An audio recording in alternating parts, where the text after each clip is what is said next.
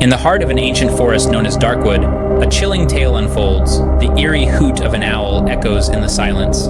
This dense, brooding forest, shrouded in a veil of mystery, groans under the wind, its ancient trees creaking ominously. It's home to a remote village, forgotten by most. The villagers, a hardy breed of farmers and lumberjacks, have lived here in self-sufficiency for generations, their lives intertwined with the forest's enigmatic aura. Whispers of chilling tales echo through the village, carried on the wind that rustles through the darkwood, the rustle growing into a ghostly wail. Tales of spectral apparitions, footfall echoing in the stillness of the night, and heart-wrenching screams that seem to emanate from the very heart of the forest, carried on the chilling whisper of the wind. These unexplained phenomena have been the source of terror for the oldest villagers, their stories passed down, haunting each new generation with the eerie whispers of the past. Suddenly, a new character enters. Leah, a young journalist with a curiosity that knows no bounds, her steps echoing ominously in the abandoned village square. Drawn to the mystery of the Darkwood, she ventures into the village, her determination to investigate the tales undeterred by the suspicious glances of the villagers, their silence broken by the occasional gasp of fear. They appear to be guardians of a terrible secret, a secret they are unwilling to share with an outsider. However, in the sea of suspicious faces, Leah finds an ally in Gérard, an old villager. He's the only one who dares to speak openly, his voice quivering with suppressed terror as he shares the tales of the forest.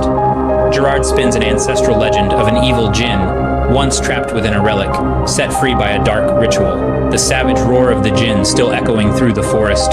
Its release was followed by a wave of terror. The Djinn haunted the forest, a malevolent force attacking anyone who dared to venture there. Undeterred, Leah decides to delve deeper into the cursed forest, her heartbeat thundering in her ears. She discovers a sinister abandoned building, a site of strange occult activities, the eerie silence broken by the gust of wind, making the rundown building creak alarmingly. It is here that she comes face to face with worst nightmare. The Djinn, a repulsive creature, half man, half beast, its guttural growls filling the air around her. A terrifying chase ensues, Leah's terrified gasps and pounding footsteps resonating through the forest as she tries to escape the monstrous creature. Yet little did Leah know, the forest holding on to a secret darker than she could ever imagine, the trees whispering their ancient secrets to those who dare to listen. Leah arrived at the village, the villagers greeting her with suspicious eyes. This was no ordinary hamlet, but a place cocooned in self-sufficiency, its people, mostly farmers and lumberjacks, leading simple lives. Yet beneath the surface tranquility, Leah quickly sensed an undercurrent of fear, a palpable tension that was almost as dense as the surrounding Darkwood Forest. As she ventured into the heart of the village, the locals watched her every move closely, their faces etched with suspicion and mistrust. Their silence was deafening, their whispers hushed and wary. The villagers were like an impenetrable fortress, their secrets locked away behind doors of old wood and stone. But amidst the sea of distrustful faces, one stood out. Gérard, an old man with kind eyes and a gentle demeanor. He was the only one who dared to break the silence, the only one who was willing to open up to her. Over a mug of warm cider, Gérard began to share tales that had been whispered from generation to generation.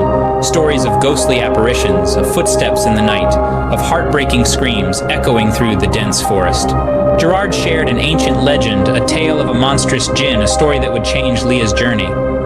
This was no mere bedtime story, but a chilling tale that had cast a shadow over the village for centuries. And so, armed with this newfound knowledge, Leah was about to delve deeper into the mysteries of the Darkwood Forest. Braving the unknown, Leah ventured deeper into the Darkwood Forest. The air grew denser, the silence more pronounced, only interrupted by the occasional rustle of leaves and the distant hoot of an owl. As she pushed past the gnarled branches, an eerie sight unfolded before her. An abandoned building, once grand, now stood decrepit like a ghost of its former self, shrouded in the forest's gloom. The structure bore the marks of time, but also bore signs of recent, strange activities, symbols etched onto the walls, remnants of fires long extinguished, and an unsettling aura that hung heavy amidst the decay. It was here, in this forgotten relic of a building, that she felt an uncanny presence. Suddenly, from the shadows emerged a creature of nightmares, half man, half beast. Its form was a grotesque blend of human features and monstrous appendages. The Djinn, the very embodiment of the villagers' dread, stood before her. Its eyes, glowing with an unholy light, bore into her, its gaze as chilling as the forest wind. The encounter was brief, but terrifying. The Djinn lunged at her, its roar echoing through the forest, a sound that would forever be etched in Leah's memory. A frantic chase ensued. Leah, driven by primal fear, darted through the undergrowth, the creature's snarls growing louder behind her. Returning to the village, Leah found herself facing a hostile crowd. Whispers of fear and suspicion followed her every step, the villagers' eyes reflecting their belief that she was the one who had awakened the Djinn. Their lives, once filled with the simplicity of farming and lumberjacking, were now overshadowed by a supernatural menace, a curse they believed was brought upon by Leah's venture into the Forbidden Forest. Yet, amidst the sea of accusing faces, there was one that held sympathy and understanding. Gérard, the village's elder, stood firm in his belief of Leah's innocence. His trust in her was unshaken, his conviction strong as he took her under his wing, offering refuge from the growing hostility. As they sat in Gérard's humble abode, the air was thick with apprehension. The old man listened with rapt attention, his eyes widening as Leah recounted her harrowing encounter with the Djinn, the creature of nightmares in the heart of Darkwood Forest. The chilling tale confirmed Gérard's worst fears. The Djinn, once imprisoned in a sacred relic and now unleashed, was a threat not just to Leah, but to the entire village. The realization of the impending danger was like a cold wind sweeping over them. However, within this chilling revelation, a spark ignited. A spark of determination, of courage, and of a plan to protect their village from the terror of the Djinn. Leah and Gérard realized the danger looming over the village, and a plan began to take shape. Under the cover of a moonless night, Leah and Gérard embarked on a dangerous mission. Their destination? The heart of the foreboding Darkwood Forest, the alleged home of the menacing Djinn. As they ventured deeper into the forest, the eerie silence was occasionally punctured by the distant hoot of an owl or the rustling of unseen creatures in the underbrush. The looming trees seemed to whisper chilling tales of the forest's past, their leafy forms casting long, haunting shadows that danced in the flickering glow of their torchlight. Despite the growing fear in their hearts, they pressed on, guided by Gérard's knowledge of the ancient legends and the forest's treacherous paths. After what seemed like an eternity, they arrived at the ruins of an ancient temple. Its once grandeur, now a mere whisper in the wind. Inside, a chilling sight awaited them. An underground room, its floor littered with bones, a grim testament to the Djinn's cruel reign. In the heart of the room lay their objective, the sacred relic, a mysteriously ornate metal box that was said to have once contained the Djinn.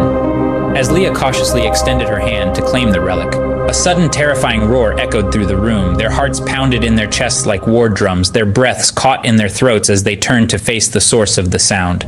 From the shadows, the Djinn emerged, its monstrous form a grotesque blend of man and beast, its eyes burning with an unnatural, malevolent glow. It was more horrifying than any story or legend could have depicted. The creature's gaze was fixed on the relic, its precious prison, now in the hands of two mortals who dared to challenge its reign. In the face of the monstrous Djinn, Leah and Gérard stood their ground, ready to fight for their survival. The battle for the relic was about to begin. A battle not just for their lives, but for the fate of the entire village. In the heart of the dark forest, a fierce struggle ensued. Leah and Gérard, armed only with their courage and the sacred relic, stood against the monstrous Djinn. The air was thick with tension as the beast, half man and half beast, snarled, its eyes burning with a malice that could chill the bravest of hearts. But Leah, standing her ground, clutched the relic tightly, her determination unwavering. Gérard, his age forgotten, stood beside her, a pillar of strength. Their resolve was as solid as the ancient trees surrounding them. It was a battle of wills, a test of courage, a confrontation that would determine the future of the village. The Djinn lunged, but Leah was quicker. With a swift movement, she opened the relic, and with a roar that echoed through the forest, the Djinn was pulled back into its prison. As the dawn broke, Leah and Gérard emerged victorious, leaving the Darkwood Forest to its silence, their secret safe within its depths.